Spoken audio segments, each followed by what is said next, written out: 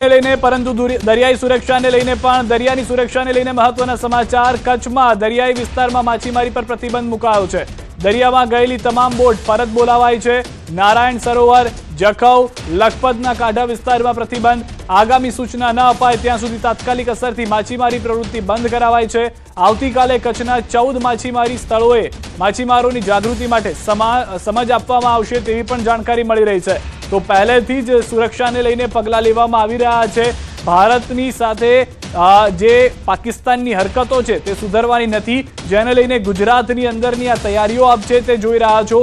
દરિયાઈ સુરક્ષાને મહત્વ આપવામાં આવી રહ્યું છે। દરિયાઈ સુરક્ષાને લઈને લોખંડી કરવામાં આવી રહ્યું છે। એક આયર્ન ડોમ તૈયાર કરવામાં આવી રહ્યું છે। જે રીતે ઇઝરાયલ પાસે છે તેવી રીતે ભારતમાં ગુજરાતની અંદર પણ તૈયારીઓ થઈ રહી છે।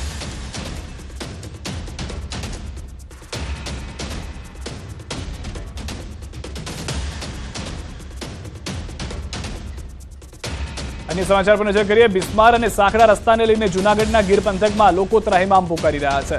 મેંદરડાથી સાસણ જતો રસ્તો એક માર્ગીય હોવાને લઈને અનેકવાર અકસ્માતની ઘટનાઓ સામે આવી છે। ત્યારે તાજેતરમાં રાજ્યસભાના સાંસદ પરિમલ નથવાણીએ ટ્વીટ કરીને આ રસ્તો રિપેર કરવા તંત્રનું ધ્યાન દોર્યું હતું।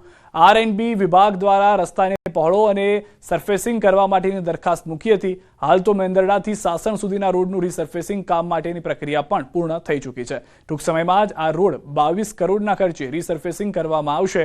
આ રસ્તો રીસર્ફેસિંગ થયા બાદ લોકોની સમસ્યાનો મહદઅંશે ઉકેલ આવી જશે તેવી આશા છે। મહત્વનું છે કે એશિયાટિક સિંહોને જોવા વર્ષ દરમિયાન લાખો લોકો સાસણગીરની મુલાકાતે આવે છે, પરંતુ ખરાબ અને સાંકડા રસ્તાને કારણે વાહન ચાલકોની હાલત ખરાબ થઈ છે। આથી ઝડપથી રસ્તાની કામગીરી પૂર્ણ કરવા માંગ કરાઈ છે। મેંદરડાથી સાસણ રોડ એ ટુરિસ્ટો પ્રવાસીઓ માટે બહુ મેઇન રોડ ગણાય છે, તો એ અત્યારે ભયંકર પરિસ્થિતિમાં છે।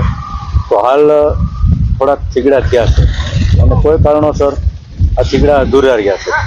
અધૂરા રહેવાનું કારણ જે હોય છે એ તો અમને ખબર નથી, પણ આ થીગડા તાત્કાલિક કરવામાં આવે અને આ રસ્તો તાત્કાલિક સમારકામ કરવામાં આવે એવી તંત્રને વિનંતી કરીએ છીએ। એક્સિડન્ટ થાય છે એના માટે આ ડબલ પટ્ટી રસ્તો થાય એવી અમારી માંગ છે। અઠવાડિયા શનિ રવિ વધારે પ્રવાસીઓ આવતા હોય છે, એટલે ટુ વ્હીલને એક્સિડન્ટો થાય છે। સાંકડા અને આટીવાળા રસ્તા છે એટલે કોઈ એકબીજાને દેખાતું નથી ને બે વધારે થોડી સ્પીડમાં હોય છે ત્યારે એક્સિડન્ટો થાય છે। સરકારશ્રીને આપણે વિનંતી કરીએ છીએ કે રોડ પણ પોળો બનાવે આ સિંગલ પટ્ટીથી। વારંવાર એક્સિડન્ટ થવાથી વારંવાર સરકારને આપણે રજૂ કરીએ છીએ કે આ રોડ જરાક પોળો બનાવે। મેંદરડાથી વાણિયા સુધી તો 10 મીટર જ છે અને સારી કન્ડિશનમાં છે। વાણિયાથી અને સુરત ગઢની વચ્ચે સેન્ચુરી પોર્શન એટલે અભયારણ્ય આવતું હોય, જેમાં અને અન્ય નિયમોના કારણે સિંગલ પટ્ટી રોડ છે 375 નો, એટલે એ સિંગલ પટ્ટી રોડ છે અને અંદાજે એની લંબાઈ 3.75 મીટર લંબાઈ છે, કિલોમીટર 4.5 કિલોમીટરનો અંદાજે સિંગલ પટ્ટી રસ્તો છે, જેમાં ટ્રાફિકનો મોસ્ટલી પ્રોબ્લેમ રહેતો હોય છે।